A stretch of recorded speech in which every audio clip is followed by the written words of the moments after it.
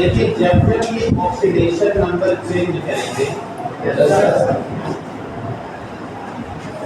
तब तक हमको कैसे पता चलेगा कि हमारा ट्रांजिशन मेटल अपना ऑक्सीडेशन स्टेट बदल रहा है। ये जब जब ऑक्सीडेशन नंबर चेंज करेंगे तब तक वो बार बार कलर चेंज करेंगे, यानी रंग बदलेगा। और जैसे ही रंग बदल जाए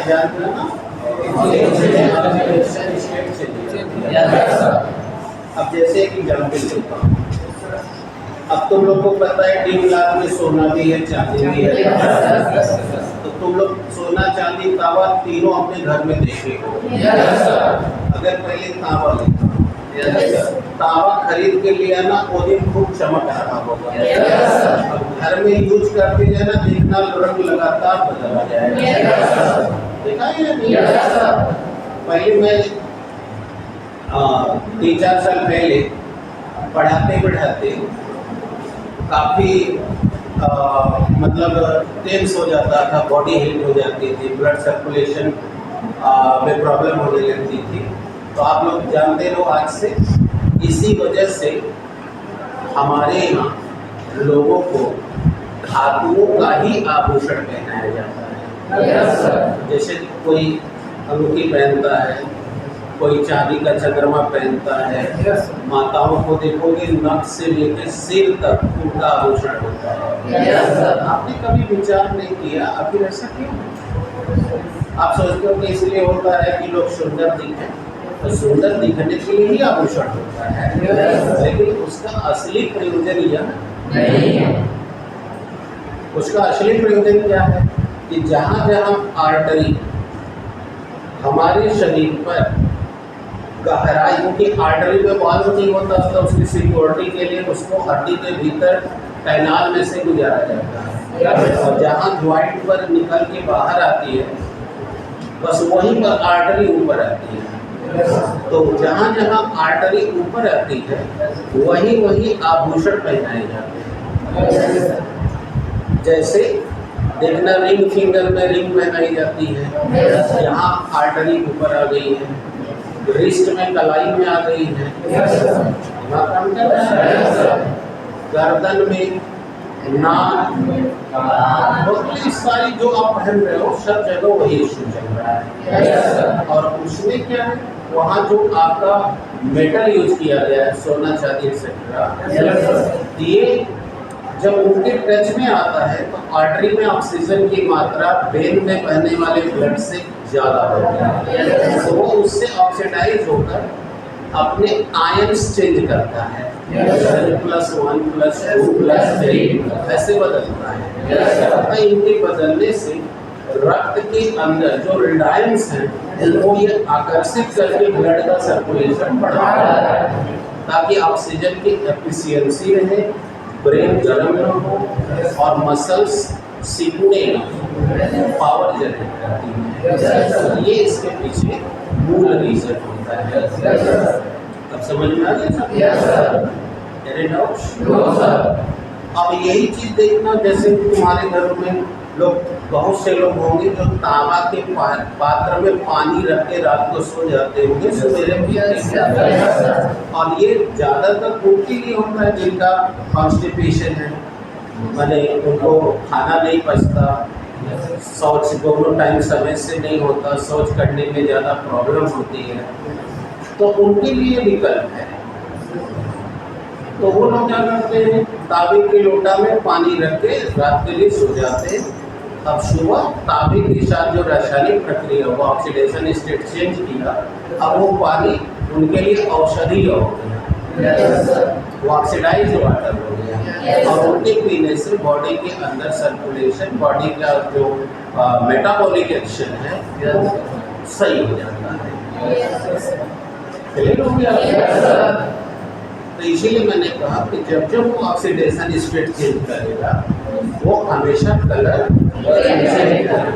इसका मतलब साफ हो गया कि ये लोग रंगीन आयन देने वाले हैं।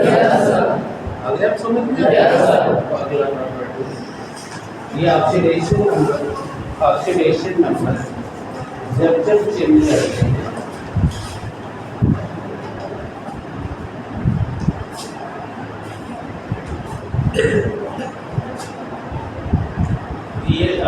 कलर भी चेंज करते हैं, यानी रंग बदलते हैं।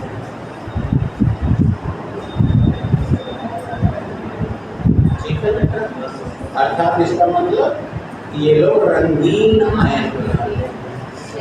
समझ आ गया?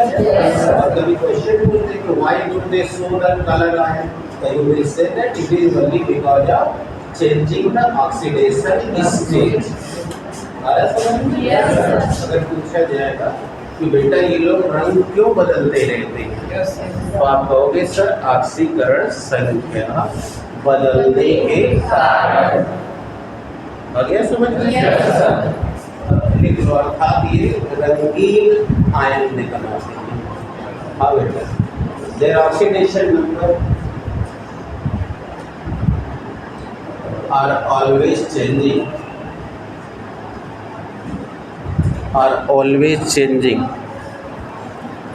therefore they give the indication of changing the oxidation number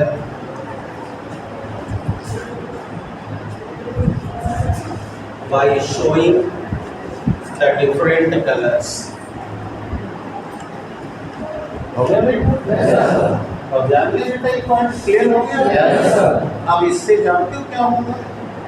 इससे ये लोग कैटलिस्ट का काम करेंगे, उत्प्रेरक का। इसका पूरा डेवलपमेंट कैटलिस्ट है, यानी किसी भी अभिक्रिया की रेट को बढ़ाना है, ये इनके अलावा कोई नहीं कर सकता। इसीलिए कल बोल रहा था कि अभी खास कैरेक्टर होना बाकी, इसी वजह से कल मैंने लंबा उसको एक्सप्लेन किया। तो ये उत्प्रेरक का काम है।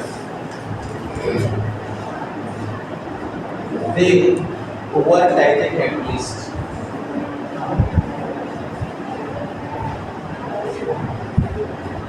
ये उत्प्रेरक का कार्य करते हैं। They work as a catalyst।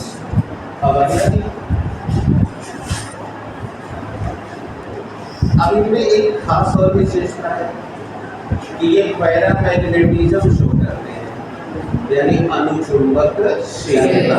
ये क्या होता है? इसका मतलब कि अगर देखिए कोई कॉइल बनता है ना, कॉइल पंखा में लगाने के लिए, कॉइल को बनाने के लिए देखना लोहे की पत्ती को क्रोड बनाया जाता है।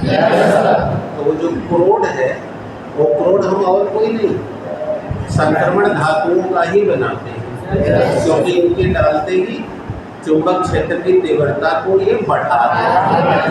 इसी गुण को कहा जाता है अनुचुंबकशीलता, यानी पैरामैग्नेटिज्म। ये अनुचुंबकशीलता को गुण देता है।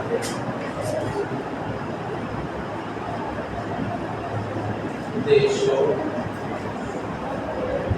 the property of paramagnetism।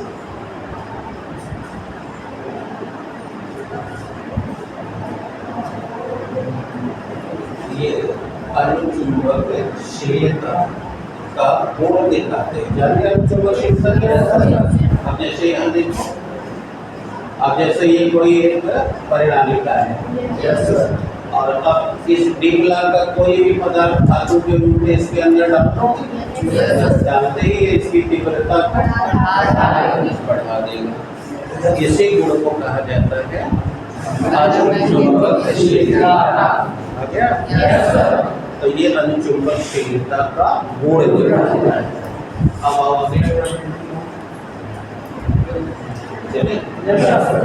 ये लोग कॉम्प्लेक्स कंपाउंड बनाएंगे, जटिल यौगिक,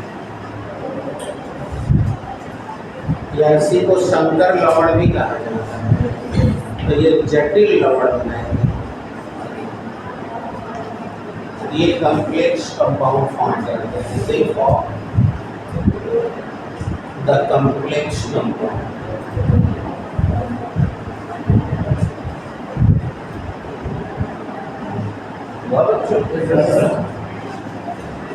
तो they form the complex compound। आपको लिखते हैं तो इतना कैरेक्टर होता है किसके पास? अब इतना में से 5 तुमको खास कैरेक्टर बताने जा रहे हैं जो तुम नहीं बोलोगे तो तुम्हारा 1 लाख का वर्णन नहीं होगा। तुम लिख चुके हो, बस तुम्हारे खोपड़ी में रहे। तो whenever anyone is asking that what is the characteristic, important characteristic feature of the block element, तो आप ये 5 बातें अवश्य बताओ। कौन सी आप लिखे हो? कैसे हम पहला कि ये वेरिएबल वैलेंसी शो करेंगे। दूसरा ये पैरामैग्नेटिज्म शो करेंगे। तीसरा ये कॉम्प्लेक्स साल्ट या कंपाउंड फॉर्म करेंगे। चौथा ये कॉम्प्लेक्स आयन बनाएंगे। और पांचवा ये लोग कैटलिस्ट का काम करेंगे। आगे बच्चों ये 5 कैरेक्टर अगर कोई दिखाएगा तो उसे तुम ट्रांजिशन कर दोगे। आगे 5 बातें तो अब चलो कोई समस्या? चलो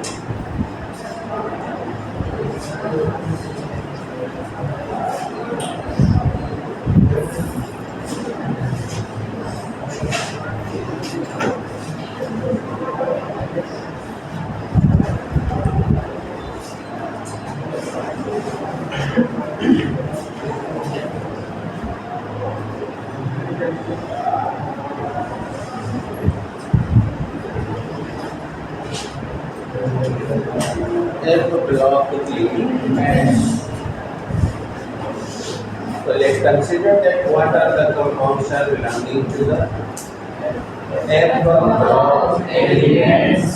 तो आपको याद होगा कि परमाणु क्रमांक 58 से लेकर 71 तक 14 लोग, 90 से लेकर 114 मिलाकर 28 बोले जाते हैं।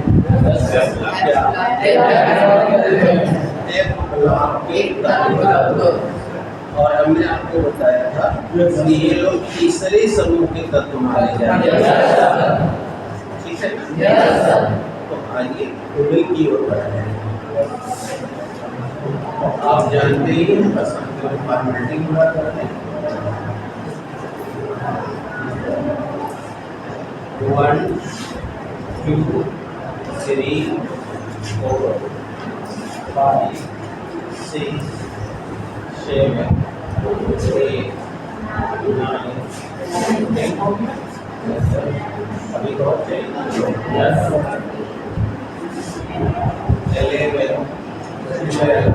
12 अभी 1 2 3 4 5 6 7 8 9 10 11 12 13 14 ज़्यादा हो गया। Yes sir. Sure? Yes sir. अब ये वाला है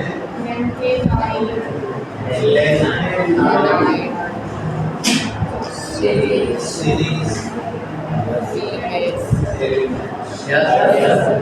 और इसे एक्टिनाइट सीरीज।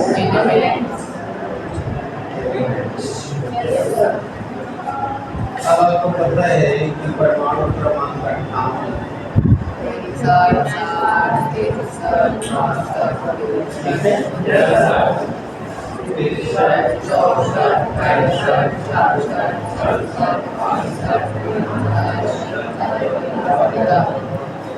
परमाणु क्रमांक 58 से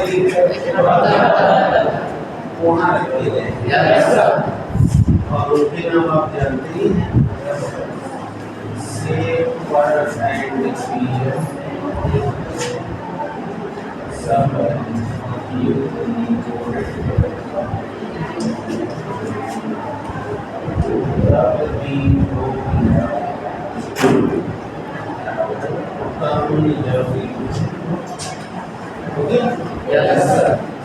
यानी कि ये हमने बताया से पर एंड पीएम सम यू गोल्ड तब दी हो या तम यब ये मेमोरी ट्रिक हो सकती है। आपको पास कोई भी हो ये कोई इम्पोर्टेंट नहीं है, मैं पहले भी कर सकता हूँ कि मतलब उसको कंट्रोल करने से। और अब ये आपके 14 लोग यहाँ आंसर हो चुके हैं। अब 90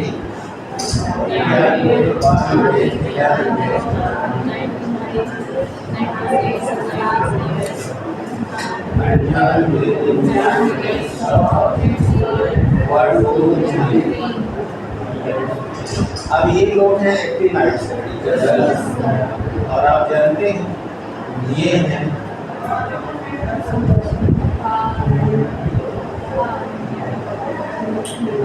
Alpha U and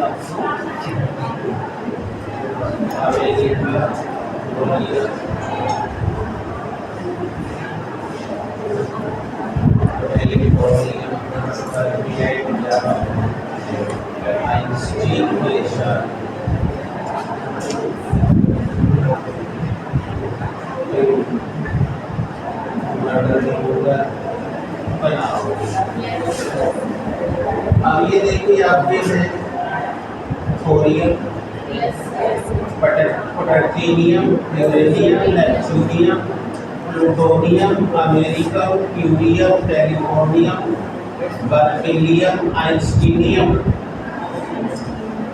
fermium, mendelevium, nobelium, lawrencium. ठीक है? Yes sir. और क्यूटी 103 तो ये टोटल मिला के 28 लोग कहाँ पे एक क्लास को माने जाते हैं। ठीक है? अब चलिए इनके कैरेक्टर की ओर बढ़ते हैं। अब आप हमेशा की तरह कैरेक्टर निकालने के लिए इलेक्ट्रॉनिक कैलकुलेशन ही करेंगे।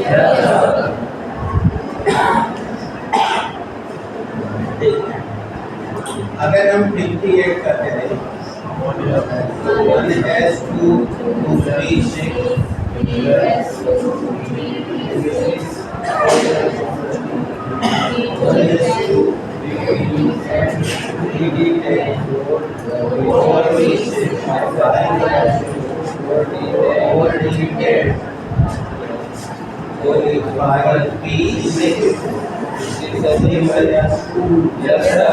मेरी पर कहानी खोल लेती है। ये बाद में आएंगे या कोरियन में जाने से पहले और 5 के डी में एक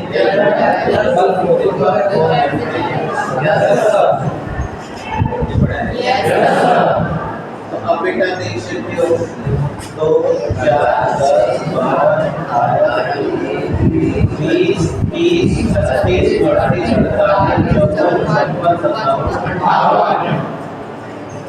अब अगर मैंने लिया है सीरियल को तो ये 1 है, यहाँ 2 3 4 और यह हमें 14 की जरूरत है।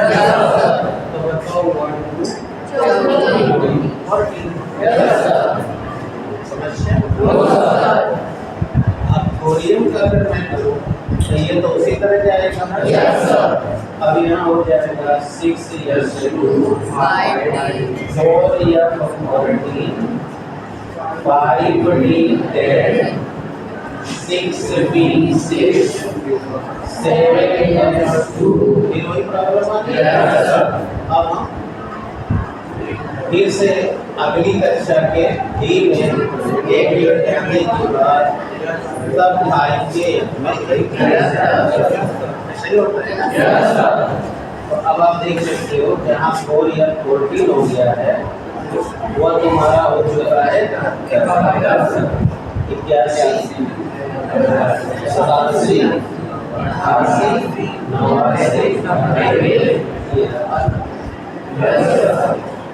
सही है। अब हम अगर देखें तो अब हम लोग पहला कैरेक्टर बनाने को तैयार हो चुके हैं। क्या ये सभी के अंतिम इलेक्ट्रॉन f ऑर्बिटल सबसेल में जाते हैं।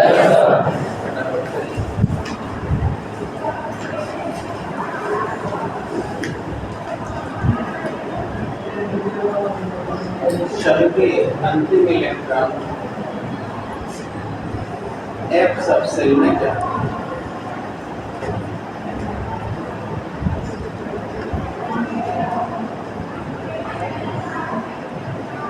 The last electron of all elements intact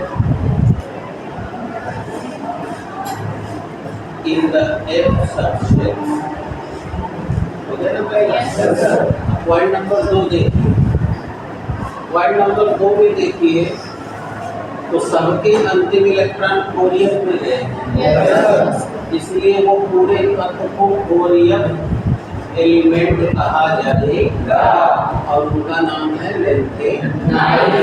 ठीक है, देखिए परमाणु क्रमांक 58 से 71 तक,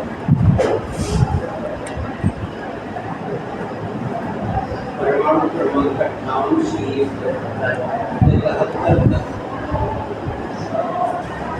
के सभी तत्वों के अंतिम इलेक्ट्रॉन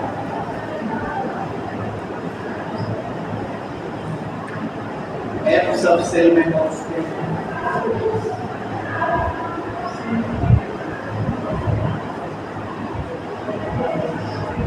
इसलिए इन तत्वों को कोरियम एलिमेंट कहा जाता है। The last electron of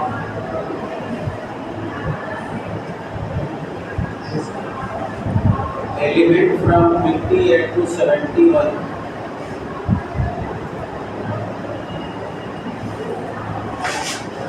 enter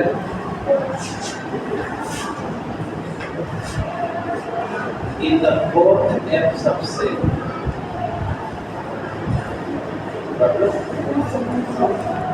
Fourth F subset। Yes, sir. This is why they are called 4F elements। बोलो इन्हीं को हम लोग लेंथेनाइड श्रेणी में कहते हैं। 4F तत्वों को ही एक्टिनाइड श्रेणी के तत्व कहा जाता है। Next 4F elements are called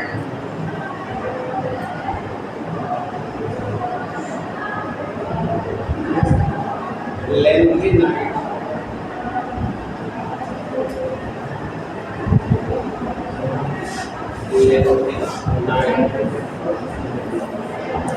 Series elements।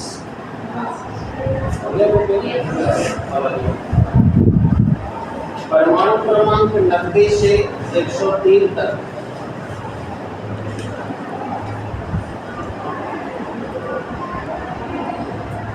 the elements having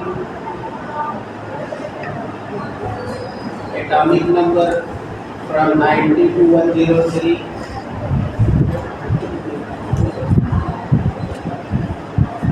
are called 5F elements। परमाणु क्रमांक 90 से 103 तक के तत्व 5F तत्व कहे जाते हैं।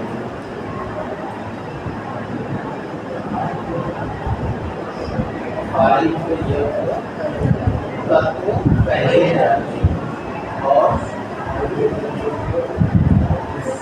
इन्हें एक्टिनाइड श्रेणी में तत्व भी कहा जाता है। अब तो क्या लिखे तो the element having its atomic number from 90 to 103 are called हो गया कुछ are called 5F elements। They are also called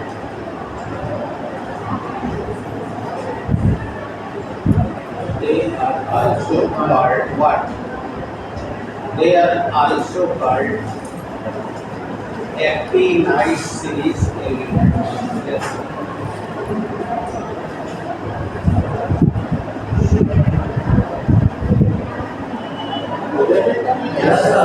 अब चलो पहले इसका इलेक्ट्रॉनिक विन्यास का सामान्य सूत्र बना लेंगे।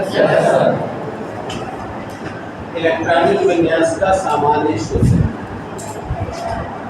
General formula of electronic configuration. Next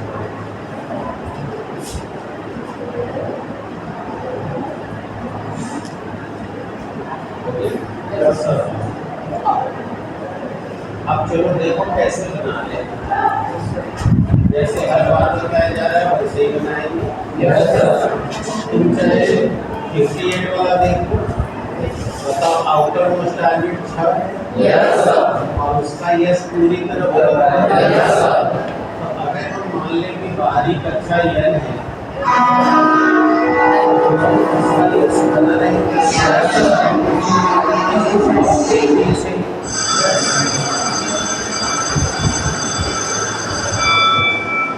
अब 6 के पीछे वाली कक्षा बोलो 5 है। तो देखो उसका यस बना है, बी बना है, एक। तो इसके पीछे वाली कक्षा n-1 उसका यस बना है, बी बना है, लेकिन अब उसके भी पीछे आओ तो देखो 4 का यस बना है, एक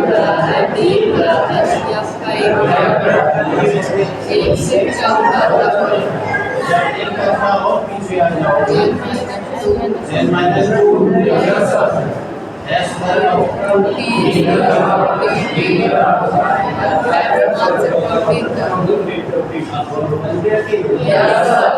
अब यही चीज चाहोगे तो नीचे भी दिखाई देगा। दिख रहा है? देखो बारी कक्षा 7 है, होगी ना। तो 6 वाले का बताओ, एस भरेगा, पी भरेगा, डी भरेगा। एस भर गया, पी भरेगा, डी भरेगा। और अब बताओ किसके पीछे जाओगे तो 4 का एस पी डी भरा रहेगा, यस भी एक्स है।